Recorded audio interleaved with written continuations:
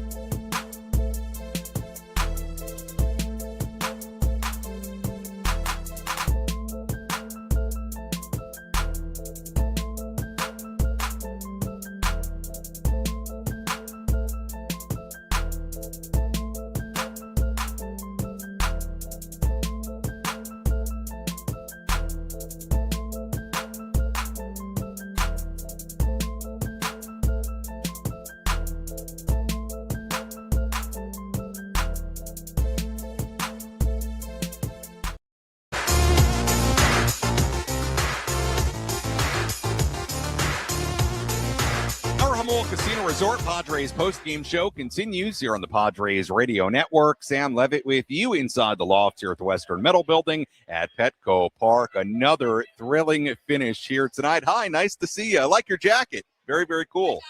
All right. Okay.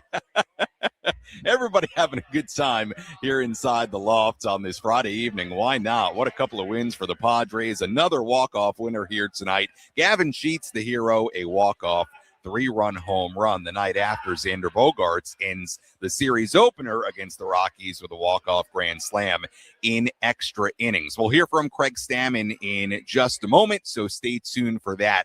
I do want to point out before we hear from Craig, much like last night, the final swing will get a lot of shine and a lot of what people remember from this game. Hi, nice to see you. Yep, nice to see you. Hi, nice to see you. There we go. I'm live on the radio. Hey.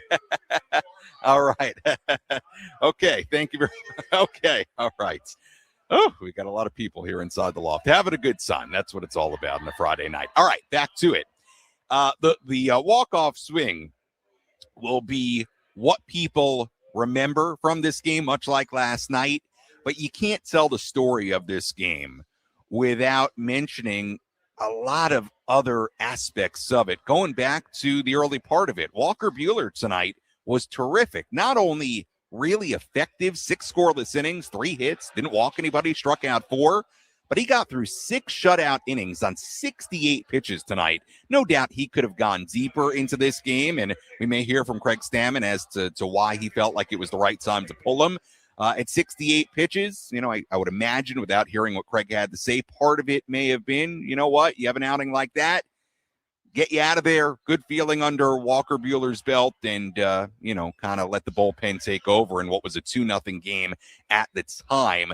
You look at what Jason Adam did coming into that game, a 2-2 game in the 8th inning, after Morahone gives up a couple of runs to tie the game. Adam coming in for a season debut, for his return from injury, I am sure, and maybe Craig will say this too, again, if I haven't heard what he had to say, but I'm sure the Padres in an ideal world would have liked Jason Adam in his return and his season debut to get a clean inning. But it was anything but. He comes in with the go-ahead run on third base, faces one batter, gets him out, gets us to the 9th inning. Mason Miller strikes out the side, and it gets us to the bottom half of the 9th inning, where you can certainly look at the sheet swing, but Jackson Merrill starting that inning with a hit, with a single, Manny being patient, walking, Xander Bogaerts getting the runner over, Merrill from second to third. It all led to that moment where Gavin Sheets hits his second home run of the night and makes it a win for the Padres tonight, 5-2. And also, I think you got to mention Luis Campusano from this game. A double, a home run, absolutely terrific. He continues to be a real good early storyline for this ball club, what Luis Campusano continues to do. So, yes, Gavin Sheets had the final swing, the hero tonight, no doubt about it. But I think you can look at a lot of different parts of this roster tonight and take away a lot of really good things. Padres win it 5-2 on the Sheets walk-off home run. Let's go downstairs and hear from Craig Stammen. Let's pull up a seat in the manager's office and hear from Padres skipper Craig Stammen. Served up by Sinley Food. If you've had better chicken, you must be a rooster. Back-to-back walk-off wins for this club. What do you think it says about this team and the way that they're playing right now? Yeah, we're opportunistic, hitting home runs when we need to tonight.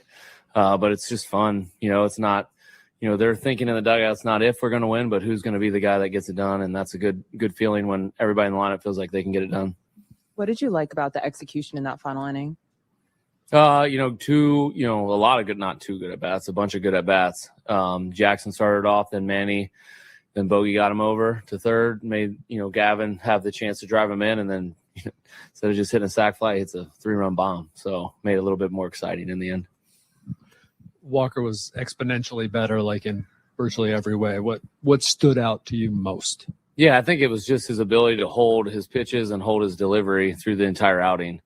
And, his pitch count was so low, maybe that was a contributor to it. But, getting the inning after inning after inning, he had the last time he had gone more than 5 innings was way back, like middle of March. So for him to, get 6 innings strong, and probably could have went out and got the 7th, but we felt that was a good ending point for him and trusted our bullpen the rest of the way. How much is bad luck or, just a kind of weirdness explain what's happening with Adrian? Yeah, we're racking our brains about it.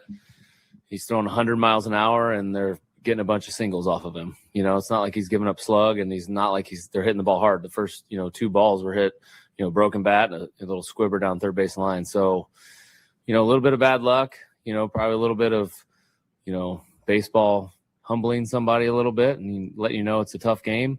Not that he's arrogant about it or anything, but sometimes baseball just does that to you and makes you dig a little deeper and see how tough you are. And I think Adrian's pretty tough and can handle this.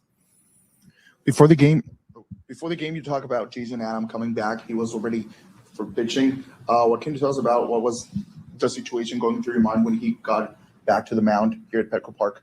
Yeah, I think it was a pretty cool moment, him coming in, and we were trying to give him a soft landing. That wasn't quite the softest situation to get put into, but we needed him desperately, and he delivered just like he has ever since he's been a Padre. One of the most trustworthy people in our whole organization, put in so much work to get back to be there in that moment. And I was glad it went well for him. And it was pretty cool to be able to hand him the ball. As a player, it's always really fun to have a walk-off experience. What's it been like as a manager going through these last 2 nights? Yeah, it's maybe more exciting. I don't know. It's about the same. Anytime you win a Major League Baseball game, it's pretty awesome. It's tough to win a Major League Baseball game. It just is. No matter how good your team is, every game like the last 2 nights comes down to, 1 or 2 pitches in the game and, small margins. So anytime we can get a victory, and then when it's a little bit more dramatic, it makes it even more exciting. 9 ABS calls overturned tonight that ties the MLB record. How does that play into your guys' mentality when you know that maybe the ump is off on the night? Is it kind of make you guys more willing to kind of go to the challenge? I think we've seen from the Rockies that they're pretty aggressive. That's definitely their strategy. I think the umpires are getting used to the new strike zone, and so are the players.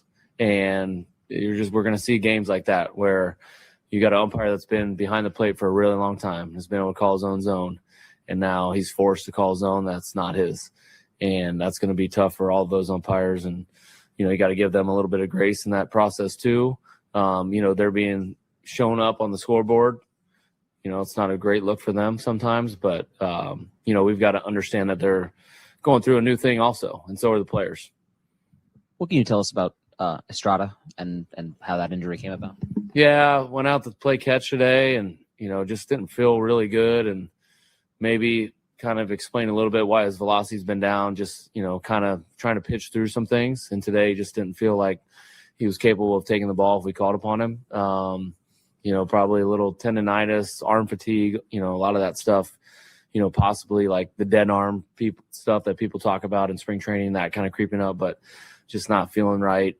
First couple throws warming up just aren't feeling like he feels really good. Once he gets going, it feels a little bit better, but we're also seeing like not peak Jeremiah Estrada also. So I think it's a good time to be overly cautious and give him a little breather and get him on the IL and get him right.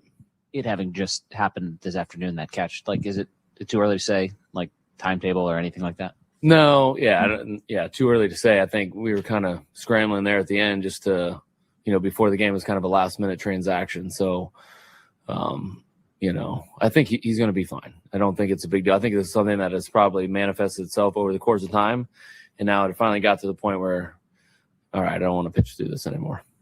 Mason going 3-3 and being kind of as dominant as he was, I guess maybe not a surprise because it is Mason Miller, but what can you say about what he's done, and what was your kind of plan going into this if had Morejon completed the 8th, or were you trying to stay away from Miller for that 9th to go to Adam, or would No, Miller was available tonight. Yeah, he was comfortable going 3 in a row. Felt really good about it. Obviously his stuff looked really good tonight. Accomplished that very well. I think, we're learning about Mason also as we go here. I don't know if he's pitched 3 days in a row very often in his career. Probably, I think never actually. That might have been the first time. And so you're always wondering how they're going to come out of that 3rd day, and then, how he's going to bounce back in, the next couple of days. So we'll see how he is in the next couple of days, and then, go from there. Campy looks like a completely different guy right now. What are you seeing from him, especially at the plate? I mean, you haven't seen him drive the ball the other way a whole lot in that ground rule double to right center field. Is it a different approach, or is it just he's feeling like he's back to being what we saw when he was tearing the cover off the ball at El Paso? Yeah, I think he is proving that what he did last year is not a fluke, and that he can do it at this level. I think one thing that I got to give him a lot of credit for is just his overall attitude and confidence and maturity. He's taken a big stride last year and even a bigger stride this year, and just his ability to connect with his teammates, connect with the coaching staff, and be a guy that has a smile on his face every day. And there's something to be said about that, like positive attitude. So, that all that credit goes to Campy, and, it's fun to see that come to fruition on the field. That was Padres manager Craig Stammen following this 5-2 win for the Padres here tonight. Gavin Sheets winning it on a walk-off 3-run home run. Sam Levitt back with you inside the loft here at the Western Metal Building on our Jamul Casino Resort Padres post-game show. A lot to chew on there from Craig Stammen, a lot of different elements to this game. Let's begin with Walker Buehler, who was great tonight. And Craig essentially echoed what I was talking about before we went downstairs, and that was I kind of surmised they looked at the 6 innings tonight as, hey, this is a good point with a 2-0 lead. This is a good point to call it a night for Walker Buehler and let him walk off the mound, let him go back to the clubhouse with a really good feeling about how tonight went. I actually really like that from Craig Stammen and the Padres tonight. Could Buehler have gone deeper? Sure, but I like it. I totally get it. And look, they did lose the lead, although I don't really put that on Buehler at all, or at least on Buehler not going deeper in the game. But I like it. I like what they did with Walker tonight, and hopefully it's a step forward and a sign of things to come with him. You heard there about Jeremiah Estrada, who was put on the IL earlier today, really close to game time. I mean, that move came down, I think it was about 6:05 p.m. In fact, on the pregame coverage, if you heard that, I had done the injury report already, and I was saying, we wondered if Adam would get activated today, but this is getting a little late now. I mean, moves do come down close to first pitch, but I would say 40 minutes, under 40 minutes to first pitch. I can't remember a move coming down quite that late. And then all of a sudden, our final segment, I think it was about 6:05, 35 minutes before first pitch, move comes down. Adam is activated, and Estrada's on the IL with what they're calling elbow tendonitis. Look, it does explain some of the pretty significant drop in velocity we've seen from Jeremiah. Hopefully it's nothing serious. Hopefully it's just a breather for him. But, look, does maybe make a little bit of sense as to why the velo is down, and some of the concerns there. So we'll see how that continues to progress. But Estrada, he was put on the IL. That was the corresponding move for Adam, activated today. And you heard it there from Craig again. Another thing we just talked about. Yeah, they wanted to get him a soft landing if they could, but the situation, time of game called for a guy like Jason Adam to come in the game and keep it tied, and that's exactly what he did. And I do give a lot of credit to Jason Adam. I mean, think about it for a second. He's coming into a game, the first time he's been in a major league game since he had a really awful, traumatic, well, I don't want to speak for him, but awful, and certainly watching it traumatic, injury. I mean, that was awful last September. It ended his season. It was another serious injury for a guy who has already been through so much in his career. I mean, if you don't know the story of Jason Adam, this is a guy who has dealt with so many serious injuries and done so much to come back time and time again and finally get himself to a point health-wise where he could fulfill his potential as a reliever, as a baseball player, and has become what he has become. A credit to him. I mean, that was awful last year, the way it ended, and that injury. And for him to not only show up tonight, get it done, but come in that kind of spot and be effective and be right back to the Jason Adam he was pre-injury, as I know it was one batter, but as far as being a guy who gets it done, I mean, that was remarkable tonight. It really, really was. So credit to Jason Adam. That was awesome tonight. And you heard Craig Stammen, talk about the pride in being able to give Jason Adam the ball there. And look, he's a huge weapon for the Padres to have in their bullpen. And certainly tonight, hey, thank goodness he was active. Thank goodness he was active before the game because they needed him in a huge, huge spot. And then I also want to mention Luis Campusano again, right? I mean, there was a point tonight where Luis was 6 for 12. I should put it as he had 6 hits in his last 12 at-bats with a couple of doubles and a home run.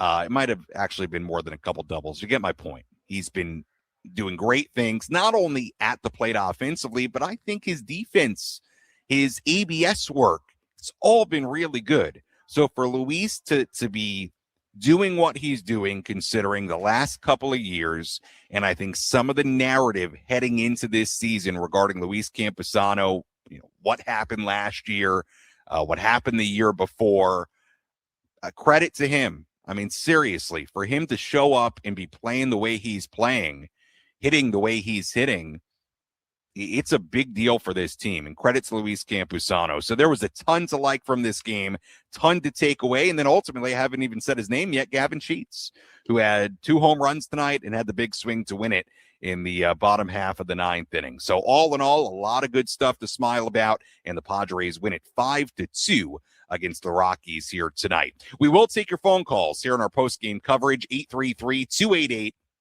0973, phone number to call again, 833-288-0973, the phone number to call if you want to get involved, and look forward to talking with you. When we come back, we'll have a relief pitcher of the game, certainly some options we can talk about there. Out-of-town scoreboard coming up a little bit later, and we'll continue to break this one down. Padres win it here at Petco Park for a second consecutive night on a walk-off home run. Tonight's hero, Gavin Sheets, the walk-off 3-run blast, and the Padres win it 5-2 over the Rockies on the Padres Radio Network.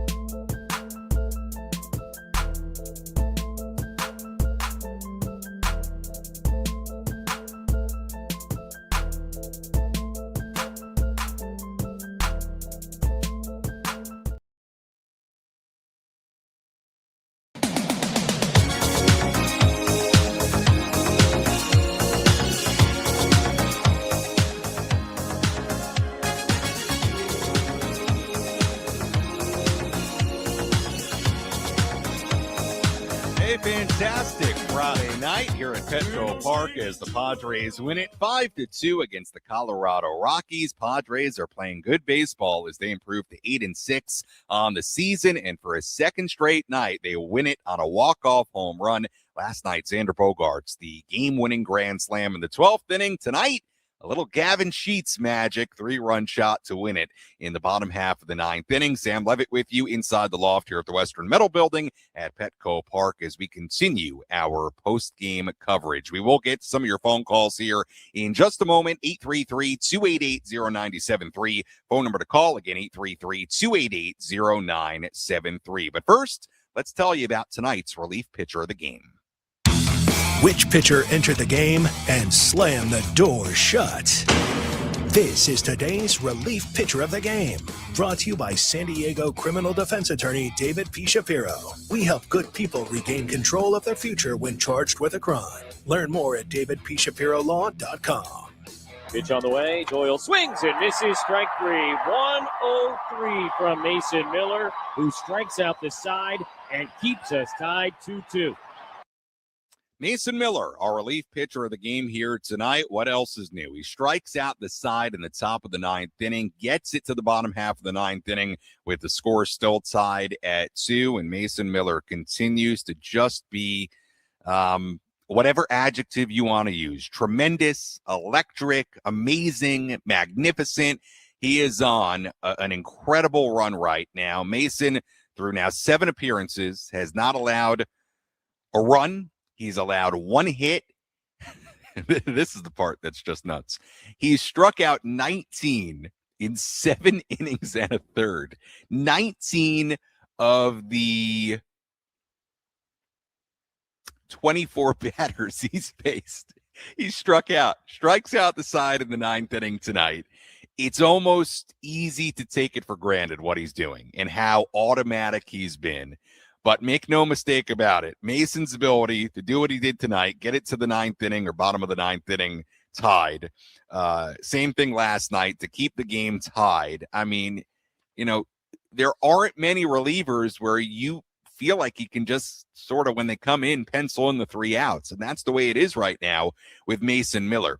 His regular season scoreless streak now is up to 28 2/3 innings. Now, if you go through the postseason as well, you include the postseason last year, it's even higher than that. But regular season wise, going back to early August of last year, he's now at 28 2/3 innings. It is the 3rd longest scoreless streak in Padre history.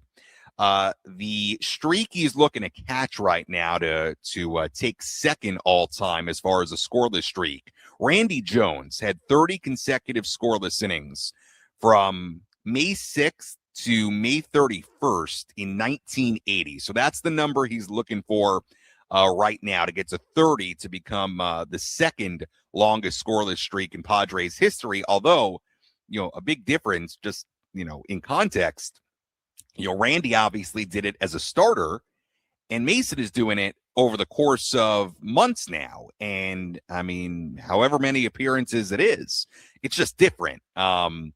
So it's really, really something what he's doing right now. And you can tell when you talk to his teammates inside the clubhouse, you can tell they're in awe of what he's doing. I mean, they are in absolute awe of how dominant he is and what a luxury it is to have in that Padres bullpen right now. So it's fun to watch. I said it, I think, maybe last night, maybe the night before. I mean, it's must watch baseball when he's in the game. Must listen baseball, I should say, when he's in the game here on the radio side of things. You get my point. I mean, he has just been tremendous. And, a game like this, it's a big part of it. The fact that he can easily get 3 outs and get you to the bottom of the inning tied at 2 and give you a very good chance to win the ball game. All right, let's get some of your phone calls here. 833-288-0973, phone number to call. Let's begin things on the phones here tonight. Let's go to Mission Valley. It's Tyler. Tyler, you're on the Padres Radio Network on our Jamul Casino Resort Padres postgame show. Go ahead. Hi, Sammy. So hope you're having a good night. So I just want to circle back to last night with Campy getting that huge hit in, was it, the 11th inning? We wouldn't have won that game without him. And he's been on a roll lately. And it's amazing to see because in 2024, we had high hopes for him. 2025, he kind of fizzled out. But now he's starting to show those signs that we thought we saw in 2024 when, he was coming up. And no, it's a good thing to see because if he can pick this up and sustain it, we're going to be pretty dangerous. Yeah. Good call, Tyler. Appreciate it. Look, you're exactly right. I think on a number of different fronts there. I mean, again, Padres don't win that game last night if Campy doesn't have that base hit to tie the game in the 11th inning with 2 outs. They don't get to that moment in the 12th inning if Campy doesn't come through in that spot. No, by the way, that was his first at-bat of the game last night. after he had sat on the bench for 3+ hours. Not only did he have the hit, but he made a great tag in the 12th inning last night when Cronenworth came home with it to keep the game tied. That was a great play by Jake, but also a great play by Campy on the other end. So last night was awesome. Tonight was awesome with a double and with a home run and with doing a nice job behind the plate, catching Walker Buehler for 6 innings and beyond that. There's no doubt about it that Campusano being as good as he's been the last week now, it's a big deal. I mean, you're starting to see him really come around and show signs of being the player, quite frankly, he was at AAA last year, which was an incredible hitter. And we have seen this from Luis, in spurts. You go back to 23, late in the year, what he showed. I know that's a little easy to forget at this point, but there were moments where you saw a little bit of this. Now, obviously, you look at 24 and 25, you can very well argue that he was put in and I've talked about this before. I don't want to overdo it, but I've said it before. He was put in let's just talk about last year in a vacuum. He was put in a really tough spot last year. He was.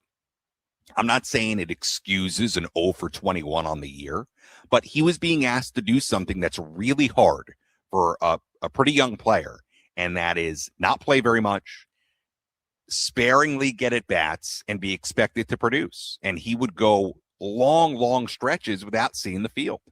So he was asked to do something last year that was really hard. I think it was a very hard position to be in. I can't imagine it was easy. So for Luis, and it was very clear from the start of spring training, extremely clear from the start of spring training, that he was going to be given a runway to take one of the catching spots and produce and run with it. And to this point, he's doing it. Credit to him. He's doing it. It was very clear they were going to give him that opportunity. It was very clear at the start of spring training. It was not a competition behind Freddie Fermin. It was not. It was going to be Freddie Fermin and Luis Campusano, and those were going to be your two catchers on opening day. It was abundantly clear. And I think the reason for that was they felt like he deserved a chance to get a little bit of wiggle room, get some space to have a little bit of a failure, as not in the overall sense, but at bat by at bat, game by game, the normal ebb and flow of baseball. He was going to have a chance to where it wasn't so pressurized, where he could take an 0 for 4, take an 0 for 3 the next night, but then in a couple of days play and get at bats and see what he could do over an extended stretch. And to me, that's what he's showing right now. All right, let's go to Mario, National City. Mario, you're on the Jamul Casino Resort Padres postgame show. Go ahead. Hey, what a good evening, Sam. Just leaving the game, got on the trolley to get home.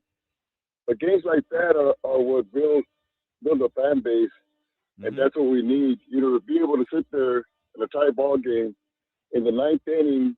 Well, most of the fans are still in their seats, different from last night. We went 12, and the majority of the fans took off. But it's something for the fans to understand that, hey, on any given day, we could be down 5 runs in the 9th and come back and win, or so on and so forth. But I really appreciate the team today, and I appreciate the fan base. Thank you for taking my call, Sam. Yeah, Mario, you got it. You know what? It doesn't surprise me that everybody stayed tonight because tonight's game, even going the full 9, was 2 hours and 32 minutes. Last night was 3:52, 3 hours and 52 minutes. Last night, by modern pitch clock standards, was a long game. It felt like a long game, and it was a long game. And I have no issue if fans wanted to get out of there last night on a weeknight and go to bed or going to work in the morning. I get it. So I'm not surprised on a Friday night, a much quicker game, that it was a little bit fuller when the walk-off hit happened. But even last night, it was great. I mean, there were tons and tons of people here. And by the way, tonight was an 8th straight sellout to begin the season. There have been 8 games here at Petco Park. They've all been sold out. And the atmosphere the first night of these new City Connect uniforms, it was amazing. It was awesome. What a night. Terrific. Let's go to Austin in LA. Austin, you're on the Padres Radio Network. Go ahead. All right, Austin left us. Let's go to Scott Murrieta. Scott and Murrieta, rather. You're on our post-game coverage. Go ahead. Hey, it's always great to be on the show. Thank you for taking the call. Quick observations. Again, the new City Connects, those were straight fire. It was beautiful. The video was great. But I want to, let everybody know, hey, Stammen, he may be a new manager, but he's not too far removed from being an active player. So he's got a closer connection to a lot of these players.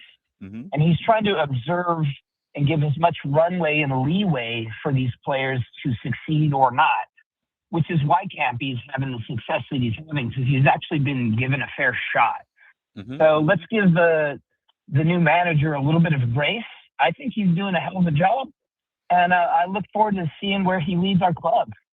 So thanks for taking the call. All right, Scott, good phone call. Look, I do think an advantage that Craig Stammen has is certainly that he's a very recent former player. And, look, he played with Luis Campusano. So, yeah, absolutely. Do I think that plays a role in Craig being able to understand players and maybe have a little bit of a different perspective on a guy like Luis? Yeah, I think that's absolutely possible and probably true. And look, you're 8-6 now, 14 games in. It didn't start great at 2-5, but all of a sudden, this team feels like it's building some real momentum. And my goodness, what a memorable couple of wins. So you hope it continues. And I said this after the series in Pittsburgh. Now you feel, and especially as you've won the first 2 games of this series, and especially the way you've won them, to me, now you're starting to feel like, okay, let's go. Some momentum here. 8-6. You've got 2 more against the Rockies. Got a chance certainly to win the series, maybe to sweep the series. Keep on going. All right, let's tell you about tonight's heart of the order. Tell you what the 3-4-5 batters did tonight. Let's take the pulse of the Padres and check in on the heart of the order. Presented by Palomar Health, the official healthcare provider of 97.3 The Fan. Palomar Health, leading with heart for every patient. Palomar Health is reimagining healthcare. Well, on first glance, it might not look like a big night for the heart of the order, and it wasn't a big night. Combined, they had 1 hit, the single by Merrill in the 9th inning. So combined, it was a 1-for-11 between Merrill, Manny, and Bogart's 3-4-5. But let me just point a couple things out. Jackson Merrill did have the single to start that 9th inning, started the rally that ultimately won the game. Manny did walk, pushing Merrill to second. And even though Xander took an 0-for-4, he did hit a fly ball deep enough to right in the 9th inning to push Merrill the winning run to third base. And the reason I bring that up is let's say Xander strikes out there and it's runners on first and second, nobody out. Runners on first and second, 1 out. Let's say he strikes out. Instead, he does have a productive out, fly ball to right field, gets Merrill to third. And you heard Gavin Sheets talk about it after the game. What that allowed Gavin to do is to just focus on getting the ball in the air because Merrill's on third base. So don't overlook the productive out getting Merrill to third instead of standing on second for Sheets. Does make a difference because if he's standing on second, well, maybe Gavin's approach is a little bit different. A fly ball doesn't win the game. He's on third, a fly ball deep enough. You just get it in the air deep enough, and Merrill's got really good speed, wins the game. So was it a stellar night for the heart of the order, 3, 4, 5 spots? No, but there was some production there in a couple of different respects. Let's step aside. When we come back, out of town scoreboard, might squeeze in another phone call or two. We'll replay my post-game conversation with Gavin Sheets and get you ready for tomorrow's game here at Petco Park. Padres win it 5-2 against the Rockies. Our post-game coverage continues after this.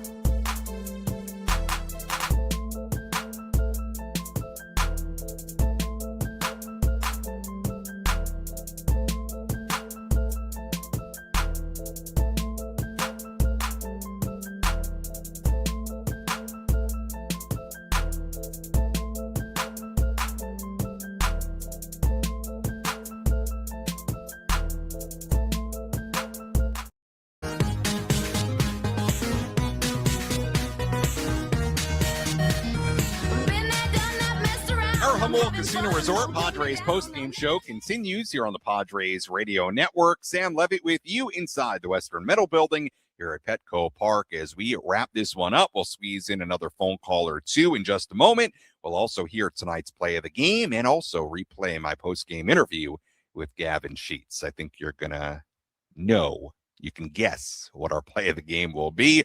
Lights are off here at Petco Park. Everybody has gone home, but I'm still with you on the radio side of things. Appreciate you joining us, especially appreciate if you were here tonight, part of another sold-out crowd. 8 games here at Petco Park so far. Each and every one have been sellout crowds. This place has been buzzing, and my goodness, what a couple of endings the last couple of nights as the Padres win it in walk-off fashion once again. As always, our post-game coverage brought to you by Jamul Casino Resort. Hey, player, the rooftop pool's open, day passes are available, and the spa is calling your name. Jamul Casino Resort, the player's place.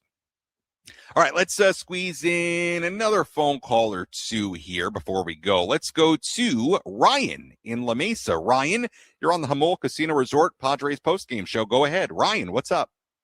Good evening, Sam, all Padres fans. I heard tonight on the radio that the star was thrown. Yes, it was. I think it was in the first inning, I think. I was just settling in back in the booth. My other question, Tony alluded to, Tony Jr., about the marine layer and how quickly that ball got out. And I'll let you go with that, Sam. Go Padres. All right. Appreciate the phone call. Yeah, I think the star was that crazy double play in the first inning with Freeman at the plate where it was like pinball. Cronenworth dove for it, hit his glove, rolled to Xander, who stepped on second, made the throw to first. It was a 4-6-3 double play, but Jake didn't corral it cleanly, but it was like pinball and it worked out. I think the star went up there. Was just getting back to the booth and settling in, but I can't think of another play where the star would have went up tonight. I think it did go up in that first inning. You know what? And you make I'm so happy because I meant to mention this a little bit earlier. You make such a good point, Ryan. That ball was crushed by Gavin Sheets. And in fact, in our last commercial break was the first time I actually saw it, because if you know how things work, I'm waiting down by the dugout in a spot like that where the Padres can win it, getting ready to go on the field for a post-game interview. I didn't see where it landed until I just saw the replay 5 minutes ago. He hit it 434 feet to right center, sort of between the right field seats and the Gallagher Square sign. I mean, you don't see a lot of guys hit the ball that far in that part of the ballpark. It was 434, 109.2 mile per hour exit velocity. He crushed it. And to Tony's point, I didn't hear exactly what Tony said, but to Tony's point, I mean, to get that ball out that kind of way with the marine layer in April, yeah, he crushed it. And he knew it the moment he hit it. So terrific swing, terrific moment. And what a way to end it here tonight at Petco Park. Let's take a look at the out-of-town scoreboard on this Friday. Let's take a trip around the bigs to highlight the scores that matter most with our out-of-town scoreboard. Presented by Jensen Premium Beef Patties. Always a hit for grilling.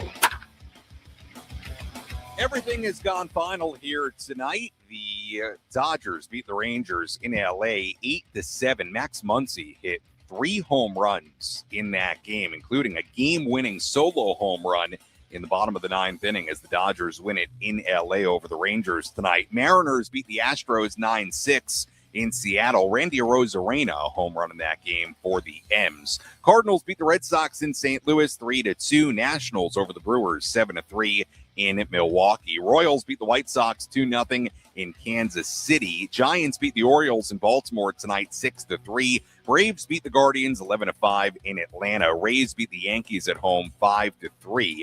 A's blanked the Mets 4-0 in New York tonight. Blue Jays 10, Twins 4 in Toronto. Angels beat the Reds 10-2 in Cincinnati. Tigers blanked the Marlins 2-0 in Detroit.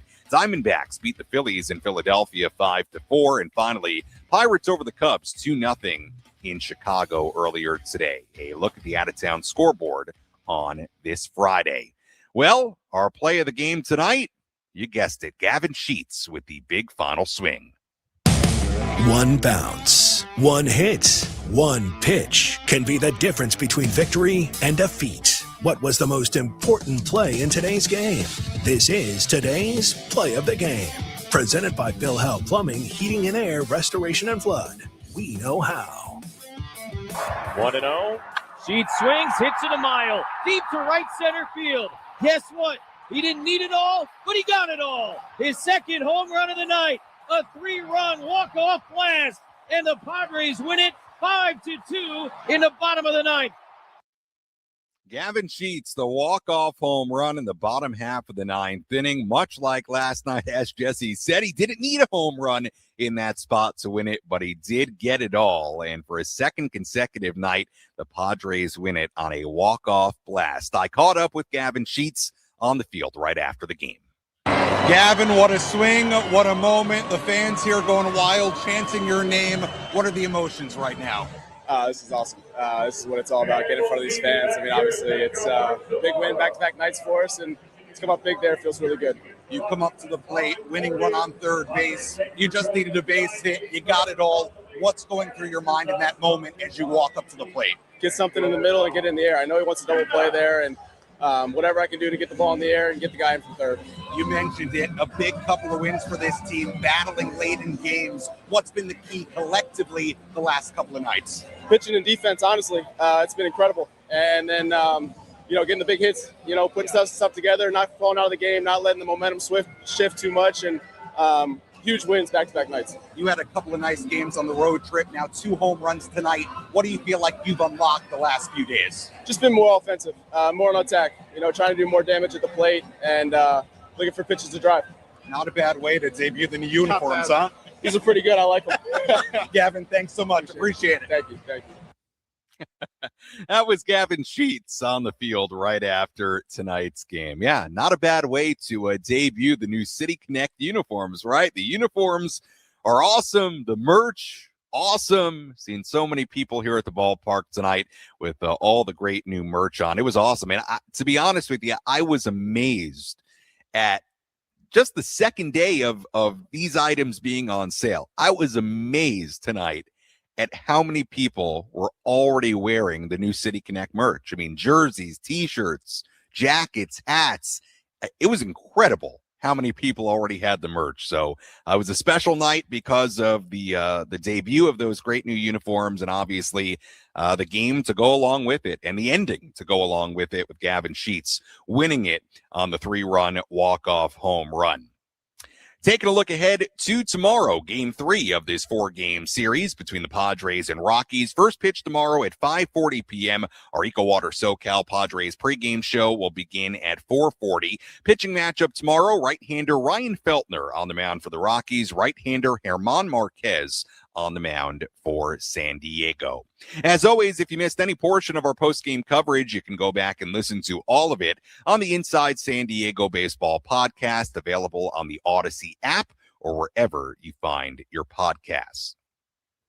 A look at the final totals here tonight for the Padres. 5 runs, 6 hits, no errors. They left on 3. For the Rockies, 2 runs, 8 hits, no errors. They left on 5. Winning pitcher tonight, Mason Miller, who improves to 1-0 on the season. Losing pitcher, Juan Mejia, who drops to 0-2. Time of game, 2 hours and 32 minutes. And the crowd in downtown San Diego tonight at Petco Park, the 8th sellout in as many home games this season. What a way to begin the year as far as the crowds. You've been electric. You've been loud. Keep it up. 42,454 in the building here tonight, the 8th sellout of 2026.